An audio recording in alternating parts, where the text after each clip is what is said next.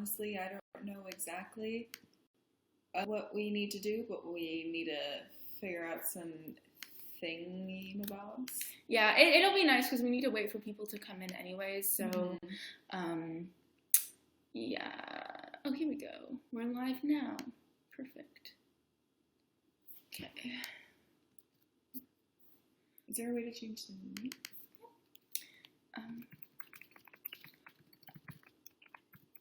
Well, I like to put, like, what time we actually, like, start in the bottom, so hopefully I'll have that, because it might be a few minutes of nothingness. All changes saved. Okay, there are 8 people. Let me just go over to you now. Where are you? Oh, YouTube. Hello. Oh, hi. Okay, so there are 3 people, and they've said hi. Hi, section.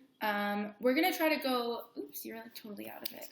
Is it just me? Oh, the opposite. I know. I always do it wrong. Is it just me, or we usually switched? Yeah, we are. Okay. You switched the last time, and I was like, no, if she wants to switch, she wants to switch. I didn't even notice. So we're going to try to go back and forth between the 2 so we don't, like, miss a bunch of comments. Oh my gosh, yes! They already got her hair going on. Yes, thank you! I love my new hair, too. Yeah, it looks really good. I'm a big fan. It's actually my old hair. This is, like, the cut that I got before I graduated high school. But it's a lot less humid here, so it looks nicer. Hi. Yeah, thank you everybody who are joining. I guess we're just going to wait. So, yeah, so basically in this video, we are going to be taking your, astrology questions. And this is not going to be like a free birth chart reading. We're not going to plug in your birth information and give you this long thing. But if you want to know, like, this is the time to be like, what is my interception? Yeah. And list it, honestly. Or just something like, can you explain the second, or stuff like that is what we'll answer, but not like, I have this. Tell me about myself. Because that's a birth chart reading. Yeah. So, yes. Hi, everybody.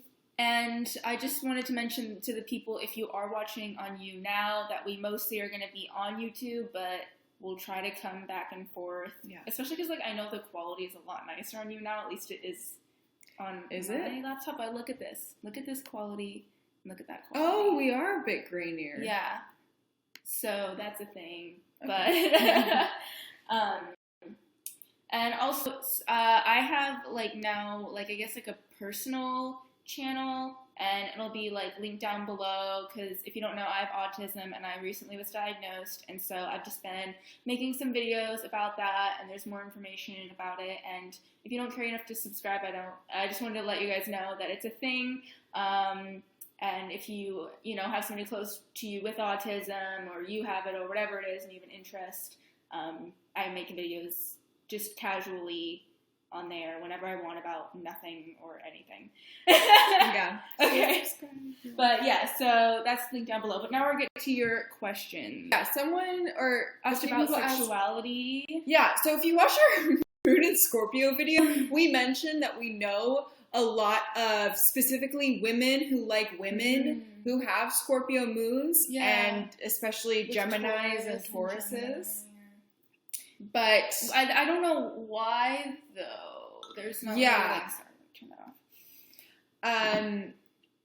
As far as the rest, I mean, I'm sure there are some indicators. Yeah, like, there's indicators that somebody might be more open with their sexuality in that sense. Yeah. Of, like, if you have an air sign, or depending on the aspect or something, then maybe you're just be more nonchalant in that sense of, like, you might just make out with somebody of your same sex if you're not actually straight. You know what I mean? Like, that could be a determinator, but I don't think that... Well, there's also, we've noticed in a few people who have Uranus Retrograde that there is a pattern, because Uranus Retrograde, right? It's Uranus Retrograde.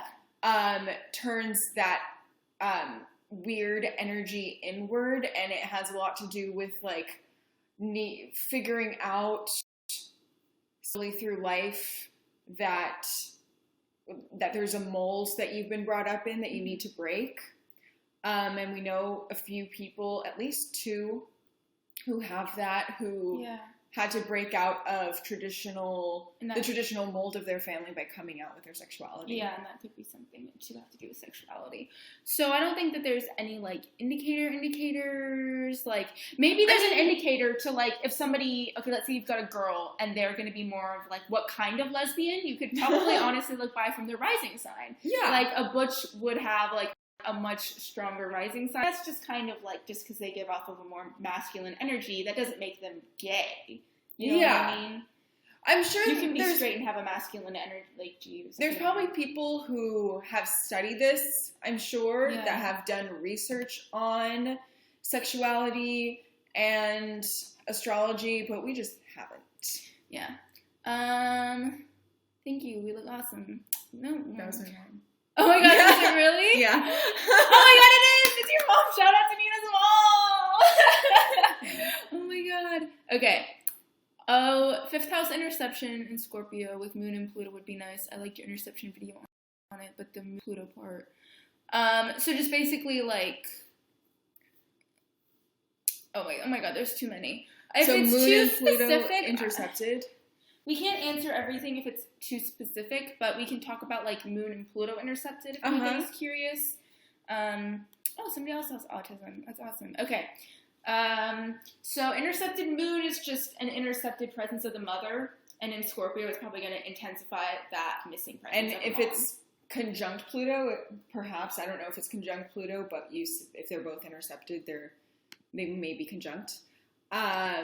That's going to add to the intensity. So you probably have a very intense relationship with your mom in one way or another, except that for the fact that it's intercepted, it seems that there is a bit of lacking in her maternal instincts, her the way that she reached out to you and comforted you. There's a little less of a homey vibe between you and your mom. And it doesn't mean that, like, if you've Moon intercepted, they're automatically a bad mom, because I have friends who have moms and their Moon is intercepted and their mom is not a bad mom. Mm-hmm. They just weren't maybe there as much for them as they could have been emotionally, maybe, or just in that kind of, like, they didn't really take care of them. Yeah. And there was a good, after that, I figured we should talk about Mars in the 4th. Oh, God. We both have Mars in the 4th, actually. Yeah. So, Mars in the 4th house, for one thing, we both notice this when we're around our families. Yeah, when we're at home. When we're at home, like, our Marses are just more present. Yeah. It's kind of, I wish it wasn't that way. It's you don't want to feel that way, especially, like, when you're going home and stuff, if you don't live with your parents. Like, it's just, like, they don't even do anything. It's just, like, you feel it. Yeah, for some reason, it's just, for me at least, it's easier to argue with my family than to argue with anyone else. I don't dislike them or anything. I just, like... Yeah, and that's going to sound like everybody can relate to that, but, like, Nina doesn't argue. Like, yeah, she does. This is, like... That sounds like, well, yeah, you argue with your family. Like, no, you don't understand. No. Like, that's a big deal. Like... Yeah. It just comes, like, I'm a completely non-confrontational person, and I'm very, like, I'm a Mars and Libra, so I'm really diplomatic when I argue, but I kind of release more of my Mars energy when I'm at home. Mm-hmm. Also, I don't know if this is, like, I can't think of if the situation I'm going through right now in my home, if that's, like, a Mars in the 4th house. I think it is. I think it has to do with it. Like, there's something always, like, uplifting you and making unsteady in the home is kind of the situation with Mars in the 4th house. Like, you just feel like your home is never quiet. Or just maybe not, like, completely serene or stable. Mm-hmm. There just might be more conflicts that come up in your life with your home, relating to your home. Yeah. Which is unfortunate. I don't know. Somebody asked what is an interception. So we actually have a full video on interceptions if you want to check that out. So yes. A transgender Scorpio rising. That makes sense because your rising is your appearance and Scorpio is about destruction and recreating.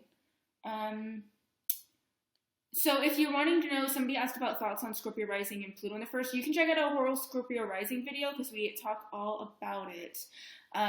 So yes, I don't know what aspect / or planets that show how you are at home, because I feel the same right here with my family.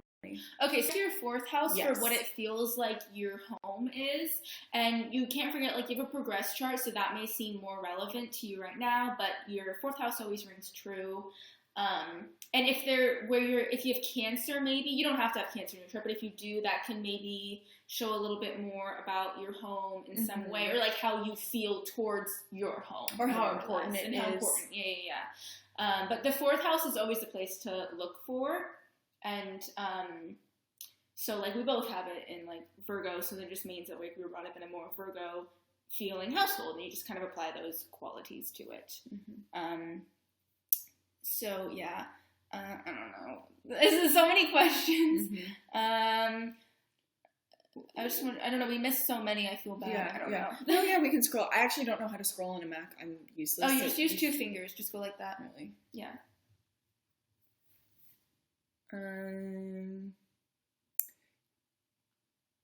Oh, what aspects indicate to laziness? I think a lot of Pisces can. A lot of, if you don't have a lot of Cardinal energy in your chart, that can point towards laziness. Not having a lot of, or not just, you don't have to have a lot of Earth, but not having any Earth can point towards laziness. Or fire. Yeah, or fire too, because then you lack the want to get started. I think that if you almost have like too much Jupiter, you can get lazy. You can get complacent. That's a same better word. with if you have grand trines or really easy aspects. I have I only have one negative aspect, or but 2 if you count your rising. Yeah.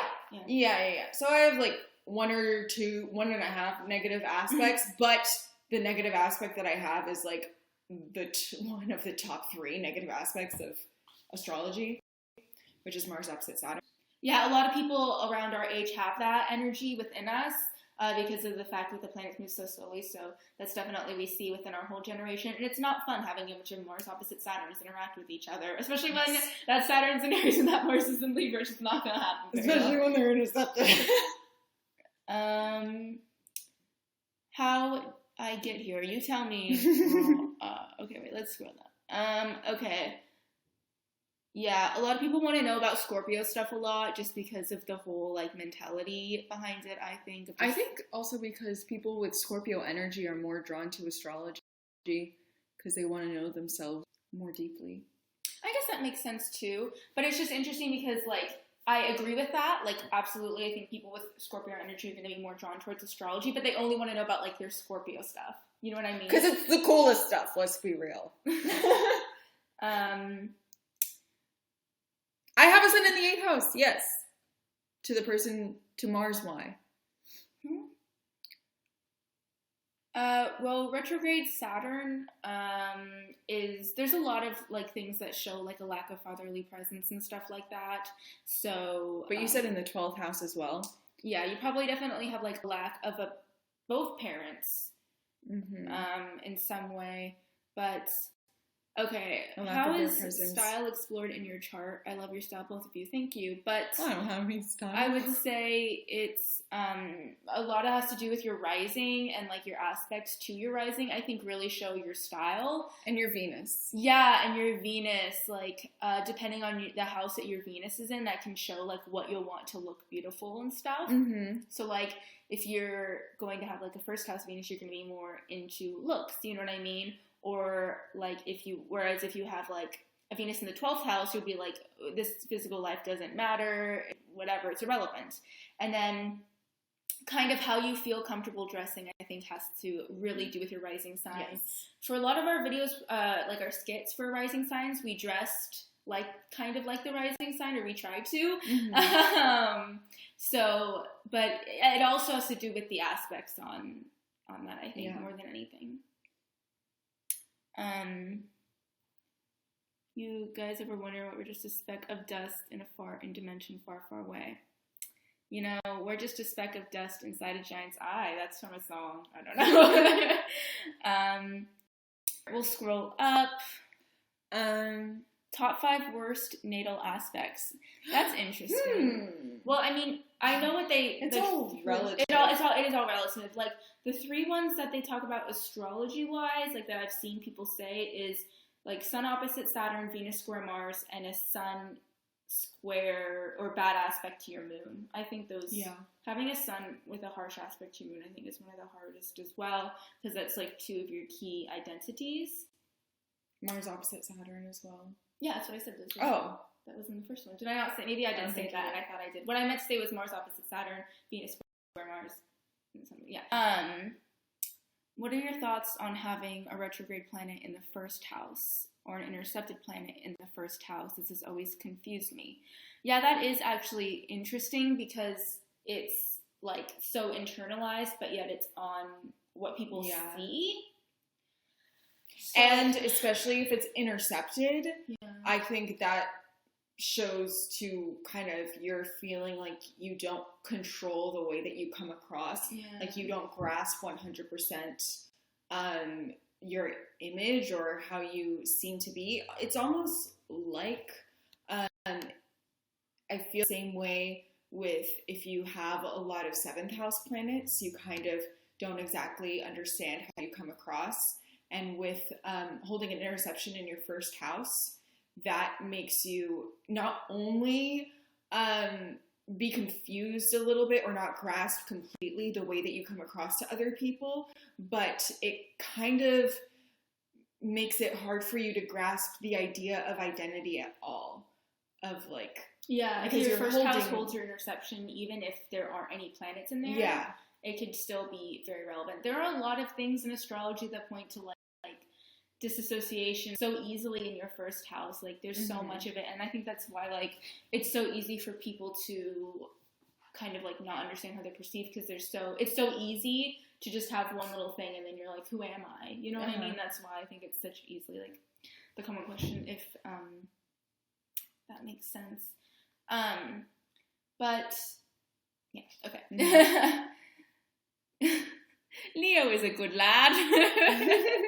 Go to the pub with him a fair bit. We actually went to the pub last night with 2 Leos.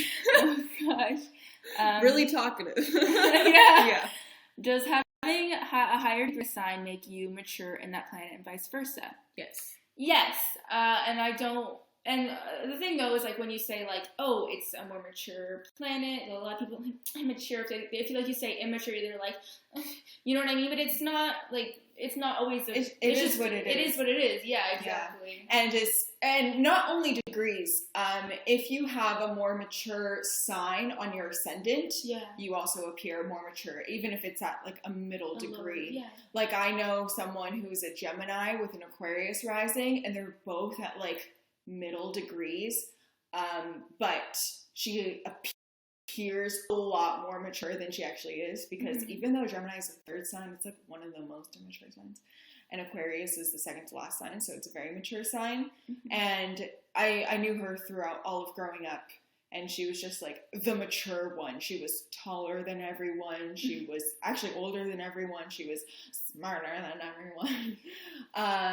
But yeah, the immature thing, like with a 0 degree planet or even rising, it's not like, you shouldn't take offense to it, because I'm a pretty mature person. I mean, I'm one of the most mature signs of the zodiac. I don't have many low degrees, but I have a 0 degree Venus. I'm absolutely immature in that aspect of my life.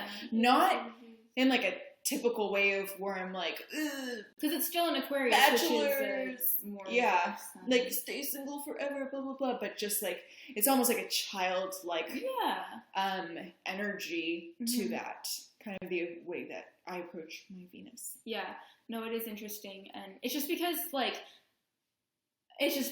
that planet has had more time to sit in that sign if it's a later degree, so it feels more comfortable and things mature over time. So it's very literal. Degrees are like, that's like one of the easiest things to understand.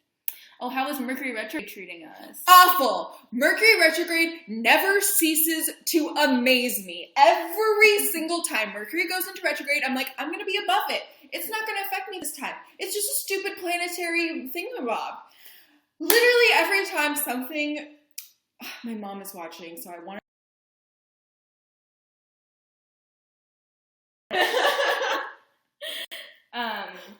Yeah, Mercury retrograde is interesting because, like, I have it natally in my chart, so it always does something with my life, but with me, it helps me think a lot clearer. It's when I'm able to write, and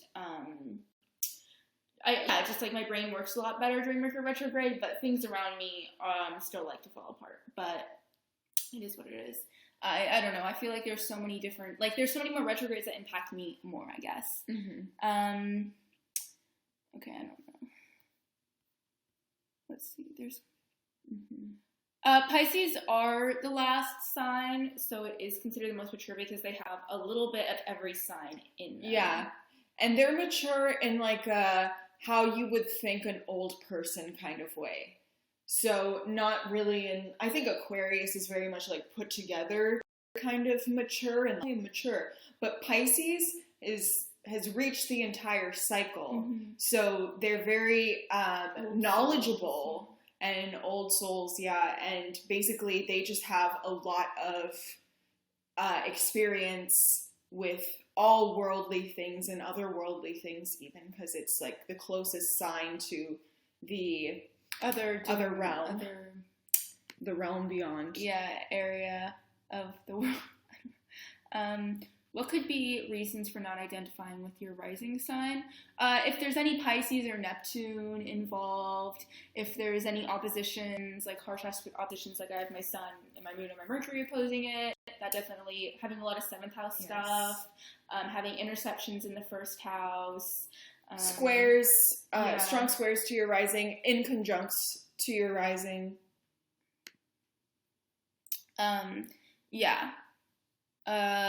Pretty much.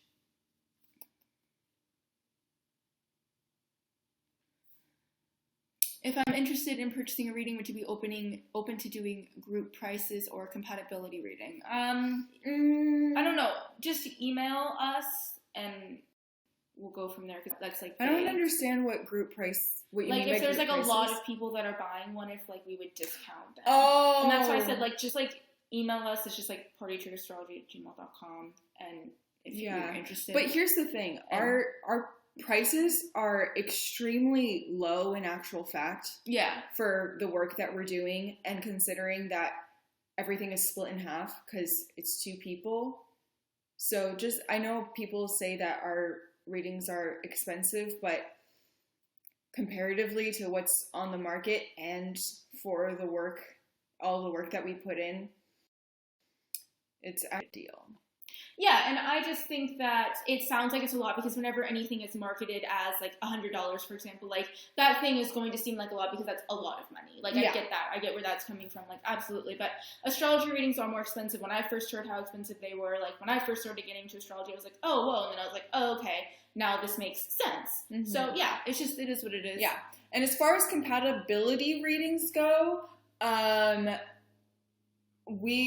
we don't offer compatibility readings at this point, just because like, I don't know enough about synastry. Yeah, it's probably like 3 times as much work. Yeah, and I would recommend getting a reading from Jewel Mayberry. With the synastry stuff. She's really I've watched a lot of her videos on like composite charts, synastry charts. Like that's what she does. Stuff is incredible. Like even just watching her videos that's where I know all my synastry stuff from, is honestly from her. Because she'll take an aspect and like make a 10-minute video about it. Like she's so good. Mm-hmm. Hola, hablo un poquito de español. Sí. No sé o qué significa flacas. So you're looking for what your birth is. There's a link to find your birth chart down below, Kimberly. So you know if anybody, or wait, no, not Kimberly. Who wrote that? Wistiano. Sorry, my eyes are fucking awful. There's a link down below if you don't know your birth chart. Yeah. What does it mean to have a stellium in the 8th house? It means that there's a lot of energy in the house of death and regeneration. So that's a big area of your life. Anywhere that there's a what is the word? Stellium? Yeah. It's just where where a big concentration of your life is going into. Regardless of what planets are in there. And you have you think a lot, probably, I don't think I thought it would be okay. You think a lot about death and deeper things and the occult. And your comments disappeared now, but I think you said Venus, Mars, and Mercury. Yeah, right here. We're thinking of...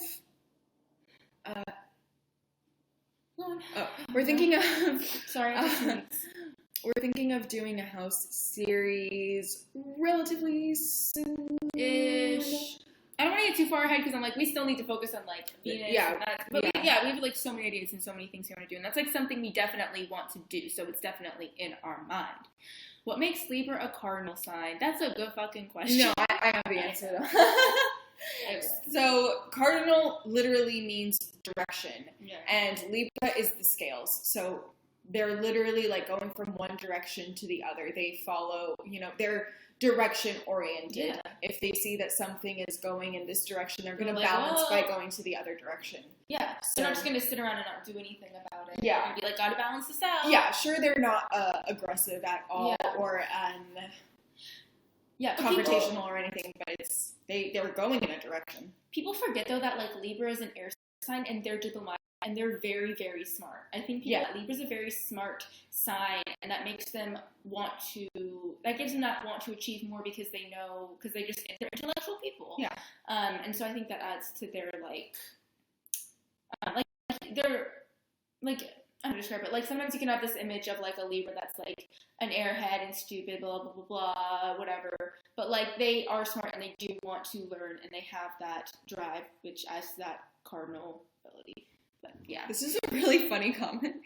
Do Virgos usually love a good yogurt, or am I unique? Actually, Virgos tend to have a sensitive stomach, and dairy sucks. Yeah, not the best. You're pretty unique, I guess. Would midheaven affect your appearance? I mean, on social media platforms, absolutely. Like, it definitely affects the way your Instagram looks, and like how you're going to want to be seen on that. So in that sense. Mm-hmm.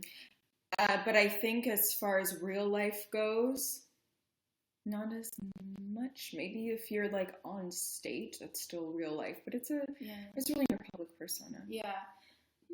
Do you think a planet in the house is more relatable than a planet in the sign? Not more or less. Yeah. No, it's very equal to that. Mm-hmm.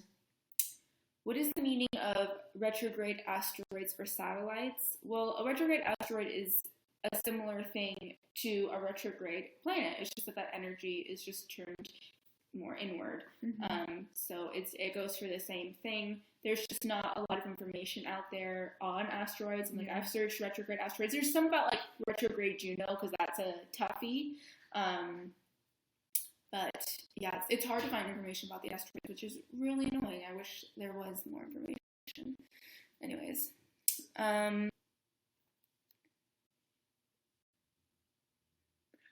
I was looking for a necklace for my son. Is a dog tag good for someone who was born 4th of September? We can't answer that. That's not an answerable question with astrology. Yeah. If Saturn and Pluto are conjunct, do they work against each other? Well, like those planets are working against everything ever. Like, I don't know how to answer that. It just makes it, I mean, a lot of people in your year and kind of stuff also have them on top of each other. So it just makes them more intensified and it makes your transformations harder and longer, probably. Mm-hmm. So, you guys are talking about yogurt and porridge. I have 4 planets in the first house. Whenever you have a stellium in the first house, it just has an ultra concentration on your density, and people with a lot of first house planets definitely have a lot of issues just because it's something that I find with a lot of times people with first house things, they're like, I don't want to care about it as much as I do kind of situation, and they'll be like fighting against it, but it's also, they hate it because it just kind of will occupy your mind all day of like what you look like and how you come across people. Like you'll have trouble thinking about anything else because that's where your focus is, that's where your stellium lies. Mm-hmm. But your pet pig has cancer? Well, one of my cats had cancer in 2015, and we took her to a homeopathic. We first took her to a regular vet, and they did surgery on her, but it didn't really take out the whole thing, so we took her to a homeopathic vet, and she completely cured. My cat that was in 2015, 2018, she's still going strong, so I definitely recommend looking up a homeopathic vet in your area.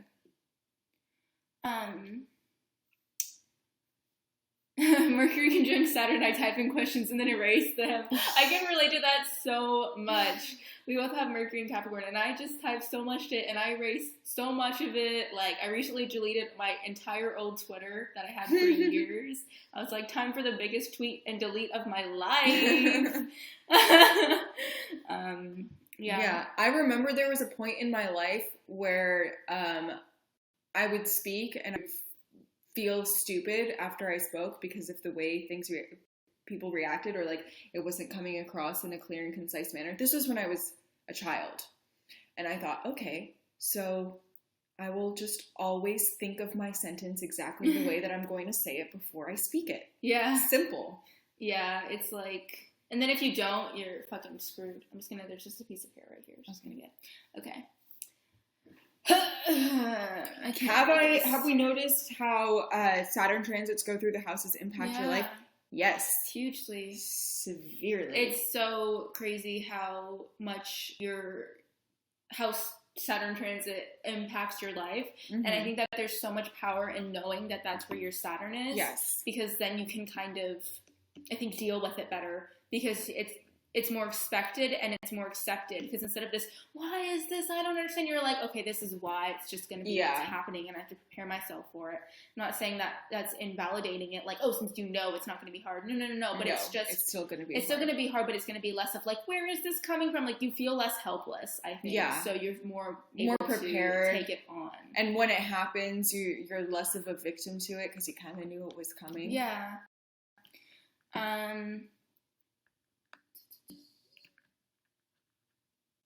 Would a Scorpio sun person be compatible with a Scorpio rising person? So when someone's sun and someone's rising is the same, basically what the person with the sun sign thinks of the person with the rising sign is just, the first impression is really amazing because they see that person as like the epitome of, the sun person sees the rising person as the epitome of what they stand for. Yeah. And if the rising person, it really relates to their rising, it can be a very good relationship or friendship.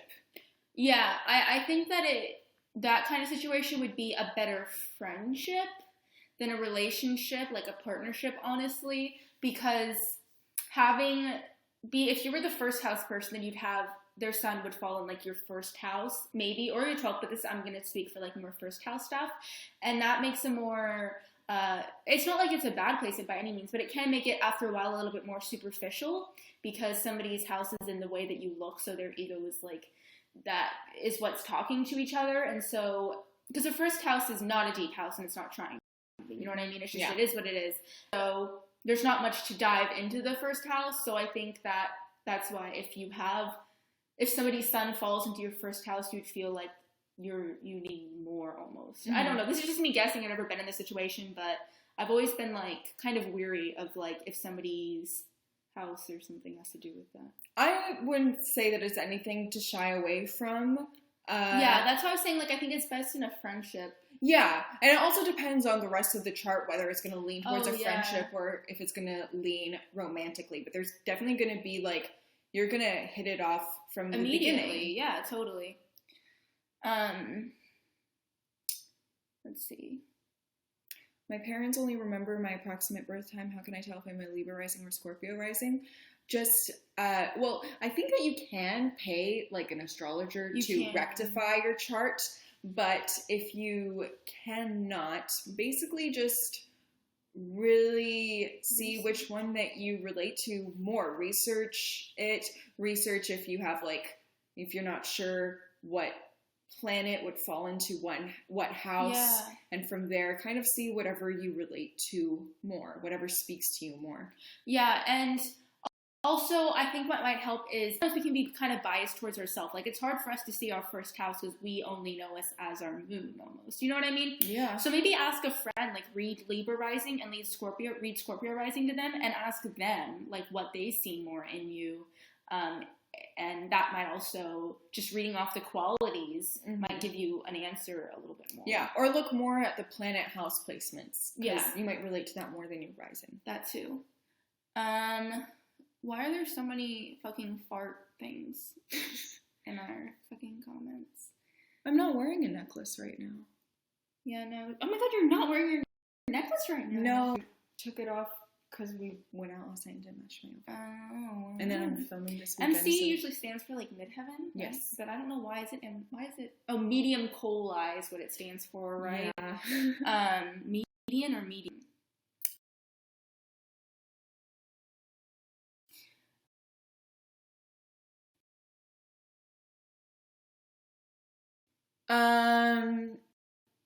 It's just an ultra concentration on like creativity, just creating anything. Like it could be children too. It could be anything where you can express yourself. Yeah. And it can also be a little bit of a boost to having a bigger ego as well.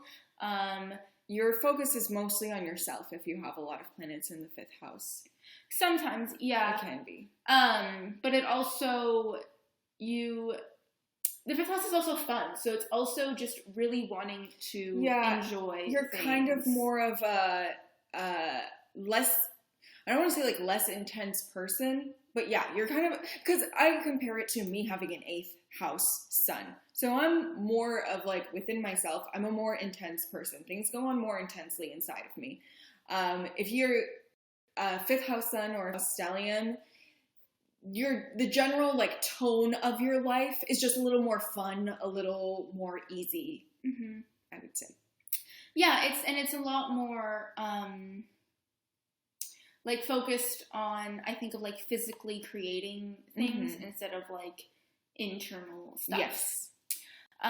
Do you think water rising signs look alike physically? I think that definitely elements, all the elements, like they look similar to each other. So a lot of times I'll figure out somebody's element. If I'm guessing somebody's rising sign, which I do way too much, I'll try to figure out the element of what it feels like to me first. And then I'll go between the elements and I'll guess that. I definitely have mistaken so many Pisces risings for Cancer risings and like Cancer risings for Scorpio. Like I do that a lot. I can usually get the element, but I always mix up the actual sign within the element. Specifically water, I feel like especially Pisces and Cancer. Yeah, they can look so similar. They're much softer, have plumper, but Scorpio too, like plumper lips too. And because of Pisces, you're like, who are you? You know what I mean? It's really hard to identify Pisces rising and like distinguish them. If you could change one thing in your chart, what would it be? I would not have an interception. That's the one thing I would change. I don't know. Like we answered this question in our tag? Yeah, in our astrology tag. Like what's one thing that we wanted to change? And, like, now I don't really know. I think, I don't know. I would have to think about that. Like, things are different now, so I don't know if I would change anything or what I would do. I would have to, like, I don't know. I have to, like, actually think about that now. Well, Pluto retrograde and Pluto in the 1st house are incredibly different. Because when a planet is retrograde, that means it's internalized, and that has, like, those are two different things. Does that make sense? Like, I'm like, does that make sense, Nina? Like, asking you, like you know. Like, how would you describe it? Like, they just don't, you wouldn't compare them to each other because it's two extremely different energies. Apples and oranges. Yeah, exactly. Okay. What's your comment on the percentage of cardinal, fixed, and mutable signs one carries? I think you need all of them. I think it's so, like, I don't think that one is better than the other or this than that. I think that having an equal balance is so, and nobody has that equal balance, though. I'm pretty close. But, I mean, of course, like, I think that it's easier to have a lot more cardinal signs than fixed or mutable, just because I think that mutable signs, if you have too many, you can just be too easily influenced. And then if you have too many fixed, you can't be influenced at all. Mm-hmm. So for that reason, like, Cardinal is more of a neutrality. But if you don't have either fixed or mutable, then there are going to be issues. Yes. You know, I'm not trying to diminish them or anything. Because Cardinal is more neutral, but then it's like, you don't know what direction, or, I mean, you know what direction to go in, but you don't know how to stand your ground 100% of the time. Yes.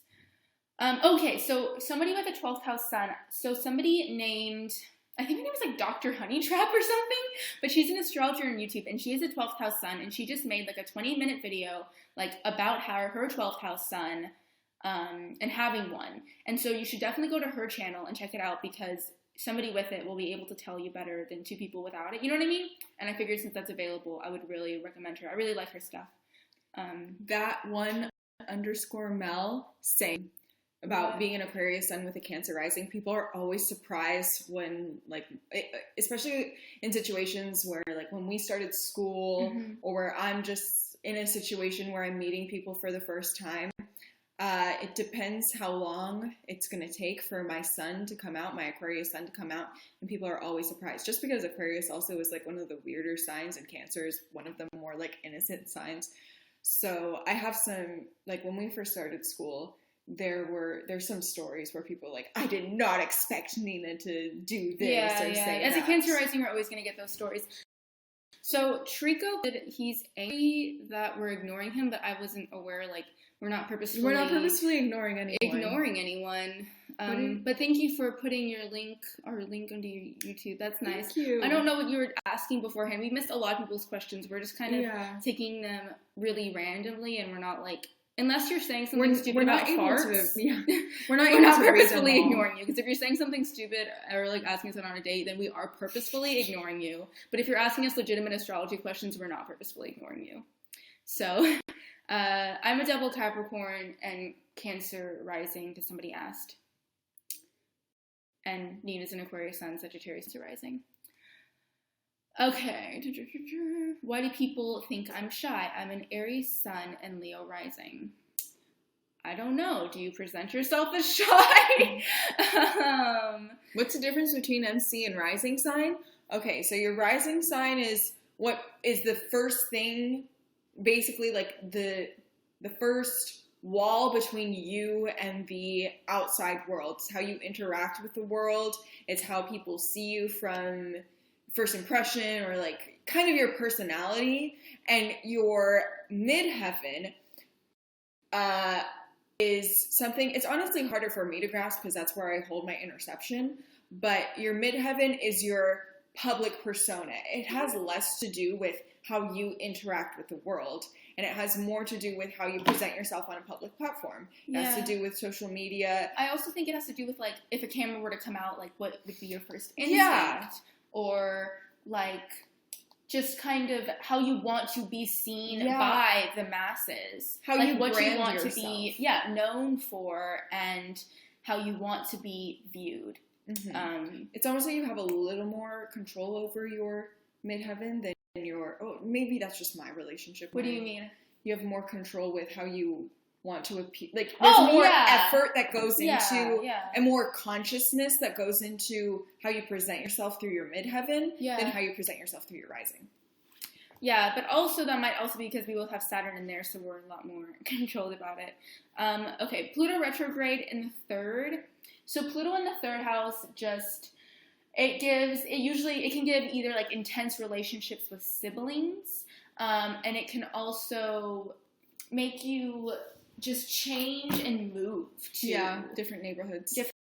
Like, you feel like you, like, might create a community, and then you feel like you immediately have to destroy it and start a new one. Yes, and then anybody with Pluto retrograde, instead of just having a more outward transformation of self, it's going to be a lot more internalized, and probably more likely they're going to happen alone or because of internal things rather than external factors. So, yeah. Blaze, your midheaven is your 10th house, the house of public persona. Yeah. I shouldn't speak for Nina. I don't know anything about the Chinese zodiac, so I can't. Yeah, I barely know anything about the Chinese zodiac. I know that I'm a fire rat. Yeah, I don't remember what I am actually, because I thought I was one thing for a while. Okay. I thought I was an ox for a while. I don't know why, and then I told I was something different. It's because we're born at the beginning of 97. Yeah. So most people born in 97 are oxes. But because the Chinese New Year is different, we're rats. That makes so much more sense. Yes. Why does everything freak out about Mercury and Gatorade? Someone sent me a meme about Mercury Gatorade, and that's it's like everywhere now. Elusively how I want to refer to it as the comment. Have you? But why everyone freaking out about Mercury Gatorade? It's because it's kind of become because it's the planet that goes into retrograde the most often, because it's one of the fastest moving planets. It's become kind of one of the astrology things that's become more mainstream. Yeah, I don't know what made it get picked up. So me neither. Because Saturn retrograde shitty. I don't know what people are thinking. Sorry, I always go the wrong way first. Okay. Yeah, people freak out just because. Well, it always screws me over. Yeah, it's gonna affect everybody. Yeah, it's just gonna, and even it kind of messes with your mind a little bit, because suddenly all this energy is turned inward and it's harder to communicate with people. I'm someone who always replies to text messages, and I've just been ignoring people's texts recently, which is not a thing that I do. Yeah. Hold on, somebody had something really funny, so I'm gonna really quickly scroll up. Okay, I have another question. Have you noticed that guys with moon opposite Venus are fuckboys? Honestly, I do not want to offend anyone, and I sincerely feel they just can't find out what they want and cannot be satisfied with a relationship for a long time, so I'm just checking a theory. That would make a lot of sense. Yeah. I can't think of anybody off the top of my head with moon opposite Venus. I just can't think about it immediately. But that makes 100% sense. No, totally, because it's they're two very more feminine energies, more feminine planets, and they're what they want kind of and what they desire, and they're wanting what to do with relationships. Yeah, and then they're wanting two different things. So maybe one is really committed and one is not committed at all, or they're both not committed, but they're looking for two different things. So they're never going to find the one thing that they want in somebody, because they're looking for two opposing things. They're I want to be attached, but no, I want you to like this, but I don't want you to like this. So I definitely think it makes somebody more of a fuckboy, no matter the gender, because they're I want these things, and I want basically more than one person, because you're not going to satisfy it. Or I don't know what I want. Yeah, I don't even fucking know, right? How would you describe Uranus and Aquarius? That is a generational thing. Yeah. Generational thing. So we have this as well.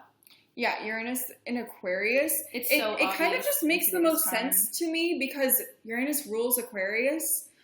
So having Uranus in Aquarius, I think the way that I see kind of our generation, the Uranus in Aquarius generation, is that we are just what's very important to us recently. It's not like we're the only generation, but social justice is very important. And in that kind of offbeat kind of way, because obviously the women's rights movement has been going on for a very long time, but it's evolving more now. People are speaking up more about, you can't ignore women of color in the feminist movement.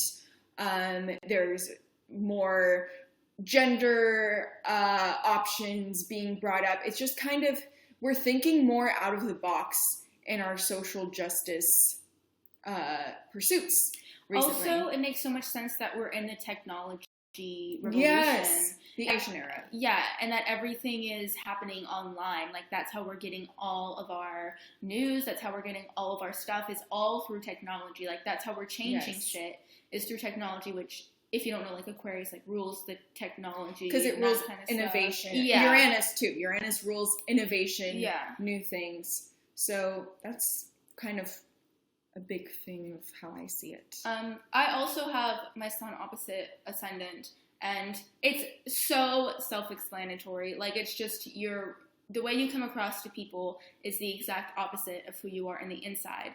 And so you probably developed it because who you are on the inside was being denied constantly, and they were wanting you to show a different face, or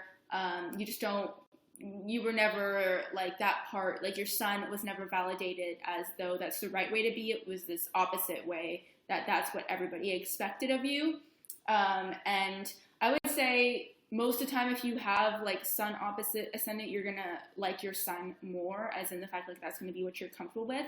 But that's not a hard and fast truth. That's just, it would be weird to me if somebody really liked their rising and didn't like their sun, but maybe their sun is harshly aspected and their rising is otherwise good. Maybe they will like the way that they come across your ego. I feel like people who have their sun kind of swallowed by, like if their rising has more aspects or has more planets that are in the same or in the same sign, I think that's a situation where someone would prioritize their, because I've definitely seen people prioritize their rising over their sun. I think most people, a lot of people, honestly, just in general in life, prioritize their rising over their sun sign. But yeah, it just makes for a lot of frustration. And if you ever do show your sun to people, a lot of times it's not going to be a good reaction. And it's just kind of, it feels like you can't win. It feels like if you show your rising sign, you're not happy, you don't like it, it feels uncomfortable, it feels fake, it doesn't feel right. But then if you show your sun, nobody else likes it, that doesn't feel right, that's turned down. So it's just like this awkward constant of like you're trying to merge the two, but they don't want to be merged. So someone asked a while back if there's any astrology indicators of autism or something like that. Oh yeah, I wanted to do like a whole video of like finding finding autism in my birth chart, but I would do that on like my personal channel because that would like just be me, and I've been like looking into it more. But I definitely think that the biggest thing is a house indicator. I think that at least as far as like what I've looked up, everybody with suspected or diagnosed autism has 6th house planets, but it's very hard to find people's full birth charts. So I don't know if that's hard and true, but that just makes sense if you know about autism. And definitely a rising of like, I think Cancer, Virgo, and Aquarius are going to be the most likely risings because it has to do with social anxiety, being socially awkward, and being different. Yeah, and being different, just not fitting in, like that kind of stuff, anything like that. And 12th house stuff, I think both 6th house and 12th house or Pisces things are going to be indicators of autism. But that doesn't necessarily mean that if you have these things, you have autism.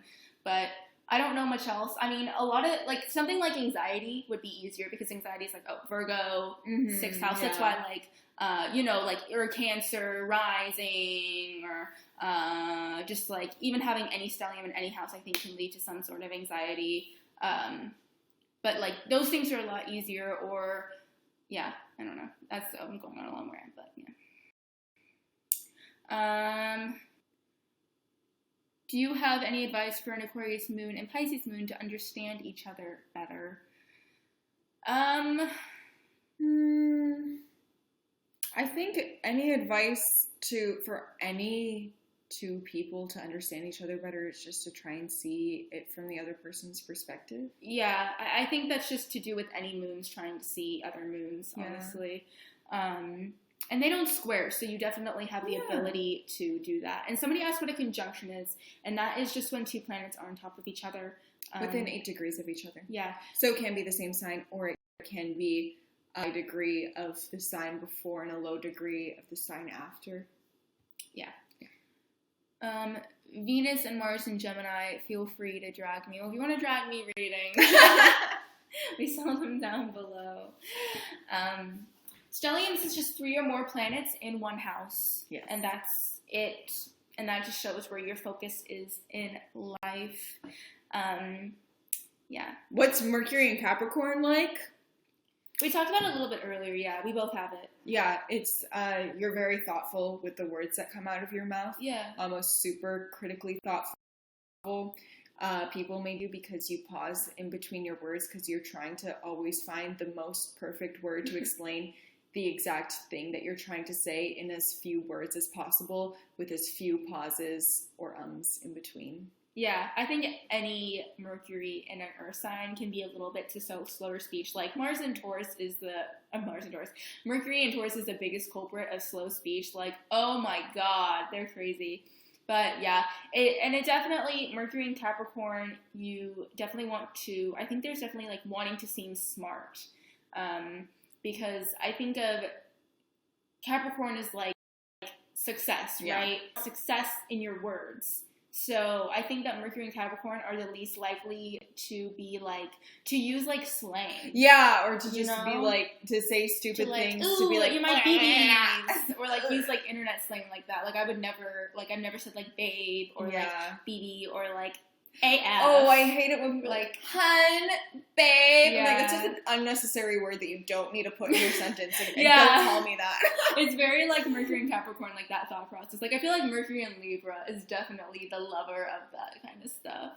Like, I feel like they're the ones that would be the most, like, I'm not saying all Mercury and Libra, but to, like, use slang or, like, well, I'm just curious. Because they want to, like, pretty up their speech, you know?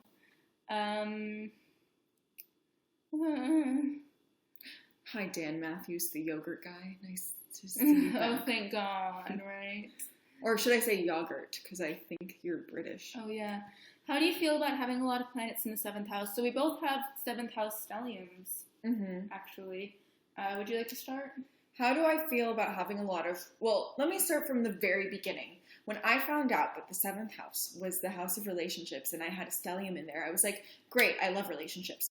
Because I have a 7th stellium.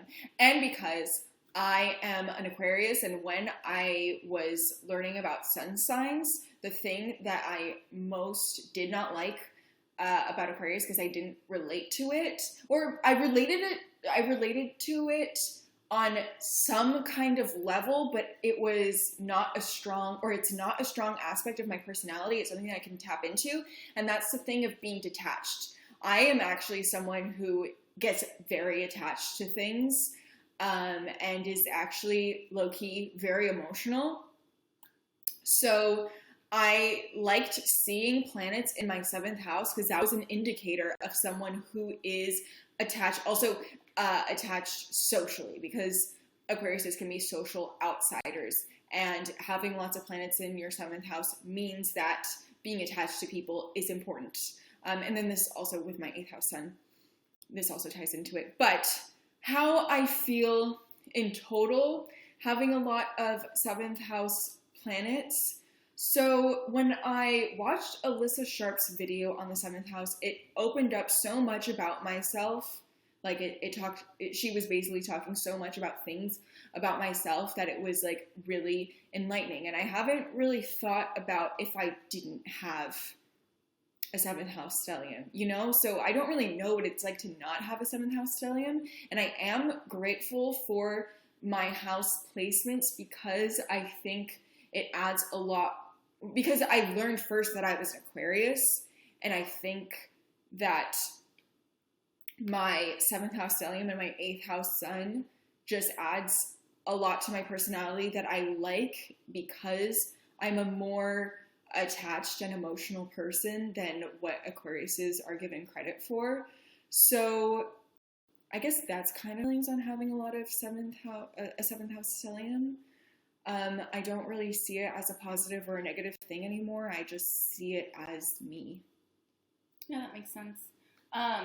Now, I think that with any stellium, you have to look into how healthy is that stellium. So if it's something like you have, like Nina has, you know, most of her planets in the 7th house some of them are in Aquarius. And so Aquarius planets will be happier in the 7th house because it's an air sign and an air house. It's 2 air signs, yeah. So if you have planets that are, like, for example, Venus is hard in the 7th house, but it's going to be happier than like a Saturn. Yeah. Because it's that same Libra energy. It enhances that energy. So I think that there are healthier stelliums than others, you know what I mean? And so I have a Capricorn stellium in my Libra house, which is squaring. And so like this goes to, if you were to have like an Aries stellium in a Libra house or a Cancer stellium, like they're not as happy in that placement. So I've always hated it, like subconsciously. And when I found out about it, like a fucking course, this is what I would get. I kind of always knew, but I was like, I don't like it. Because it's a weird mix of energies, because Capricorn is so self-sufficient and is just, Capricorn doesn't like to be dependent on anybody, and we like to just really work for things and get things based off solely of our talent. At least I do. And I think Capricorns want to get things based off of their work merit. You know, for me, it's like my talent, but your working ability. But then having this concentration, the Libra 7th house, makes relationships a focus, yet I want to be completely independent. So it's always been hard, like, managing those two things, because I really, for some reason, like my Capricorn placements. But if you were this, you might like your 7th house stuff more. Like, you might be maybe a little bit more like Nina. Like, she wasn't really a big fan at first for Aquarius stuff, and she wanted to soak in all that 7th house, whereas I've always hated my 7th house. I want to soak in all the Capricorn, for whatever reason. Not that one is right and the other is wrong. It's just however we fucking feel. And so, yeah, it's just been something that I find it very hard to accept within me, and it's hard because my life is focused on relationships, but also I have this part of me that wants to isolate myself completely, which I think is true with any Stallion, having a concentration in that, if that makes sense. So, yeah. Somebody had a funny comment. Is it the Cancer? Yeah, I laughed at it. Okay, my boyfriend has Mars and Venus in Cancer. Can you tell me how I can handle his overbearing emotional nature? It made me laugh. It's so funny. I wish I could, but I couldn't. I don't think I could. I think that Venus in Cancer is such a lovely placement for a friend, and I always say that, like, I love them, but I don't think I could ever be with a Venus in Cancer. I mean, it's not a hard and fast no, but it's just, you have to be with somebody with a Venus and Mars in Cancer. Relationships in the home need to be very important to you. And you can't really be somebody who wants to do anything spontaneous or go out all the time. Or, I mean, maybe there's another part of their chart, but, like, they're just going to want to spend time at home with you chilling. I think actually the key is that because Mars in Cancer and Cancer energy is not confrontational, and Venus in Cancer and Mars in Cancer is prone to giving the silent treatment.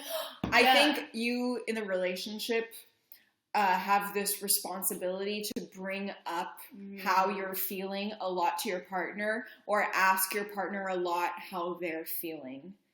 And I think he will appreciate that a lot and maybe be a little less moody. I don't know. Yeah, they're going to want you to know what you did wrong. Like, you should know. I shouldn't have to tell you. So you're going to kind of wind up having to be the person to always, like, I agree. So you just need to, if you don't have, like, this is why Mars in Libra and Mars in Cancer square. Like, we would never be able to be that person that brings it up constantly and stuff like that. So you definitely need to have a more, I think, fiery Mars, but watery Venus to go with it. I don't know. And some things just, work and some things don't. Sachin is asking, Shaina has a Jupiter in Capricorn. I have Jupiter in Aquarius. But he wants to know about Jupiter in Capricorn.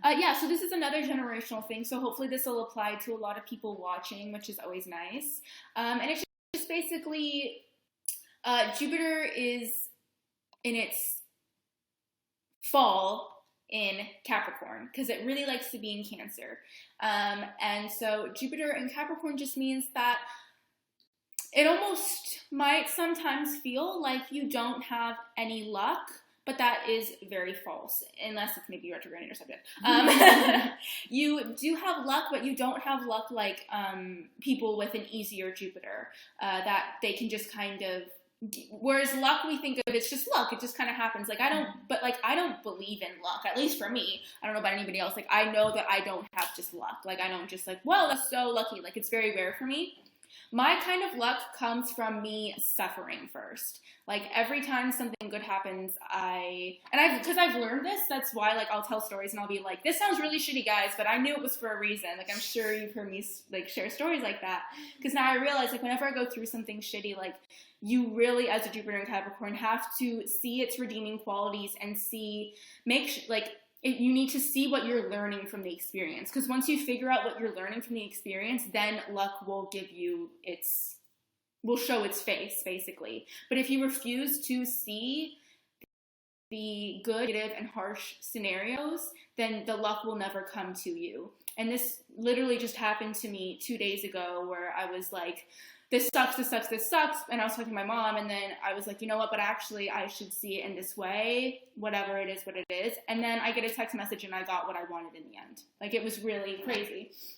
Well, no, I didn't get a text message. It was actually a lot more complicated than that. Like, another shitty thing happened, and then another shitty thing happened, and then in the end, it all worked out. So, yeah. Someone asked what other spiritual things we're interested in, and someone asked thoughts on numerology. So, yeah, we can talk about that. Numerology. Okay, so I think it's legit as fuck. Yes, it's. I definitely. But I don't know. I don't follow it. Besides, there's a channel that I feel the need to recommend to anyone who, and it's Carrie Samuels. I need to look this person. She's just such a radiant, positive person. To the point where some people might find that she's annoying, but like she just brings me up so much. And what she does is she does monthly reports, basically, and she talks in it about numerology a lot and astrology, and she takes numerology and applies it to the tarot. Mm-hmm. So I dabble in numerology and I dabble in tarot. I can read tarot. Well, like anyone can read tarot if they study it. And I have a deck, and I've studied my deck, and I have enough intuition and like knack for it that I've been able to pretty successfully read tarot cards on quite a few occasions. Yeah. Even though I only got the deck in December. Yeah, I believe in numerology, but I don't know anything about it, but I've known in the back of my head that it's something that I would be very interested in getting into, but I still feel like I have so many things to learn and other things that I just haven't taken the time out is all, really. But like I know it might, like, you know, those situations of like one day I'm gonna get really into it. Yeah, it's like that kind of situation. And I don't know anything about tarot, but I'm not like against it or for it. I just don't know anything, so I can't make a decision. Mm-hmm. And we both like crystals. Yeah, that's what I was gonna say. Yeah, I had like a crystal experience, like healing experience, like just randomly, and it literally, not that I was ever against it, but I was just like I said, like tarot, I was neutral. Uh-huh. It converted just that like one thing. Yeah. I was like, there's no way this is not true, and now like I'm getting more into crystals too. Like it's just. And we've actually both had past life readings with Nicole Brenny. Yeah. Honestly, my favorite YouTuber on YouTube. She's incredible. Listen to the Stars. And we were both crystal healers in our past lives. Yeah. And this was in 2 separate occasions, like months apart, that we got these readings. Yeah. So I think that we both just like have a natural connection to crystals. Uh-huh. And then in relationship to crystals, so I don't know if you would say that this is like spiritual necessarily, but I've practiced yoga for a really long time. I have yoga teacher certification, and I'm my favorite style of yoga is yin yoga, and in yin yoga you incorporate chakras and meridians, so I know a lot about chakras and meridians, especially chakras, and yeah. I guess those are the spiritual things that we're into. Oh, and Vedic astrology wise, so Nicole Brenny is a Vedic astrologer, but she uses the tropical zodiac. And I haven't looked into like my sidereal chart. The tropical zodiac has just always been what I relate to, and I guess I just haven't seen really a need to go into the sidereal zodiac. Yeah. But there's not a huge debate, but I guess there's a bit of a debate about sidereal versus tropical. And at one point in time, they were the same thing. So there's no validity in saying that one is the true one and one is not. Just because the way that the universe used to work, the tropical zodiac and the sidereal zodiac used to be the same thing. Yeah. I'm sure that there's validity to both, but what I just exclusively studied is the tropical zodiac. And Vedic astrology has a whole lot more bells and whistles that I'm not super familiar with. And it's just not something that I really find the time to be able to go in depth with, but I can kind of pick up if I'm like watching Nicole Brenny, or if I'm just like in a situation where I'm learning through a Vedic astrologer, I can pick up on things, but I wouldn't say I follow or study Vedic astrology. Yeah, like I've had a few, quite like a handful of times, like every other month or something, I go through a day where I'm like, I want to learn about Vedic astrology. I want to learn about my sidereal chart, and I'm like, yes, and I get so passionate about it. And then I try to figure out what fucking chart to go off of, and I just don't know which one to pick. And as a Capricorn, how am I supposed to do research about something when I have no solid base or foundation? So I just get overwhelmed, and I wish that somebody would just say, hey, Shaina, here's your official Vedic chart. Go crazy. I would go, great, and I would go crazy, but I don't know which one to choose. Yeah, for some reason, it's a lot more complicated just in general. Someone asked, what's our most opened and most closed chakra? So in our crystal, we both did the same crystal healing. We both did the same past life reading. We're just not like on purpose. It's just like just things happen. But in the crystal healing that we did individually, completely different times, the crystal healer told us which chakras were opened or closed. Since then, I only had two chakras, which was my heart chakra and my throat chakra. And my heart chakra was closed because it was protecting itself. And since then, I've worked on opening it up again, and I've actually felt like a huge difference. My throat chakra has like slowly been opening. That's probably my most closed chakra. My most open chakra is my crown chakra. And my root chakra is very open, but heavily disturbed at the moment. Yeah. And I don't go off of mine anymore because it was back in January. And honestly, like, it's just hard for me to go off of anything before I got my diagnosis, which may sound like silly to people, but like it's a lot different now that like people know I'm autistic and I have the diagnosis. Like the way I go about life is very different. So I don't feel like I can trust anything. And because I'm sure it's very different, and like what was closed is now open, or what is open is now closed. You know what I mean? So I don't have an answer for you. Do you guys think that natal Saturn retrograde could indicate anxiety or OCD? I don't think that is what would. Maybe it would indicate anxiety because Saturn is like restriction. And it's turned inward. It's turned inward, so maybe, but I think there are a lot of other things that would point more towards it.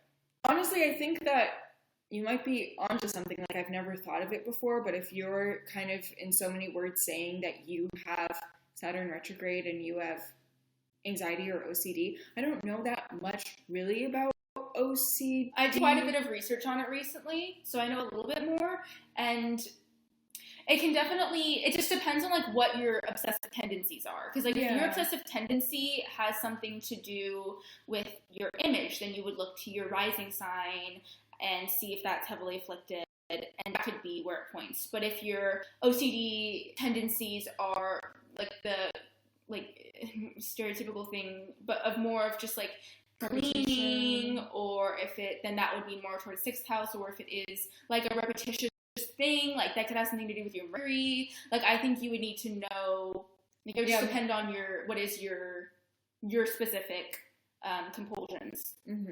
So what do you say when people question the validity of astrology? I say you shouldn't be trying to argue something that you're not informed on. Yeah, that's exactly it. I go, okay, well, I wasn't planning on giving you a reading then, and I just won't, like, I don't know. Yeah, people don't really question the validity of astrology around us so much anymore. Not anymore. They definitely used to a lot. I don't understand why to this day. But for some reason, like, since we've had this YouTube channel, like, people have been questioning it a lot less. Yeah. Even people that don't know that I have this YouTube channel. Maybe it's just getting more mainstream recognition. Yeah. And so people are more excited to hear about it because they know a little bit about it. And so they're less, even if they don't follow it or anything, they're less aggressively against it, which is very, very nice, because it wants to be hit with aggression when you just share a hobby. Yeah. You know? Are you guys fighting in the comments? Because someone just told Alyssa, like, don't worry about them. Ignorant people are stupid. I don't know. I read that as, like, what is a Saturn tuna like? I feel like we've been going for a really long time. Yeah, we've been going for like an hour. It's been over an hour, so I'm just gonna quickly check you now. There's like one person asking about a question, but they didn't give us one. These are just people watching. Okay, so I think that why don't we have an Earth sign, Planet 2? What? We do have Earth signs. I'm so confused. Oh, I think she means like why isn't we don't know when Earth existed. No, why isn't like Earth in our chart? Like if we have Venus, Mercury, because Earth is a planet. Oh my god. I don't know. That's a good fucking question. Can I use that as like some sort of stand-up thing?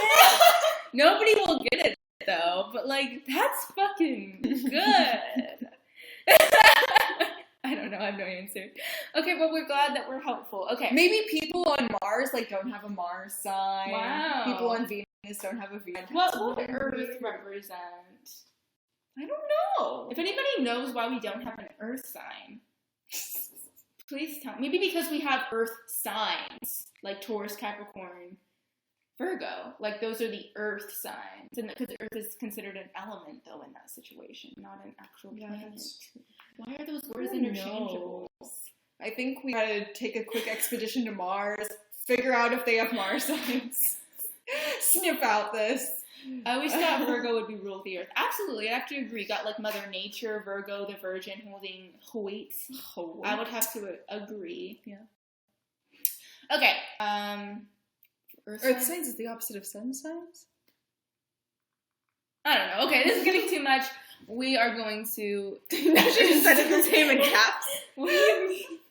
Okay, now well with that ending. Okay, we're gonna go. If you want to purchase a reading from us, it's down below as always. If you hopefully enjoyed this, got something out of it. Sorry if we didn't answer your questions. Yeah, we honestly did not get to read all of them because we're talking and it's scrolling and it happens. Okay, so thank you for watching. Bye.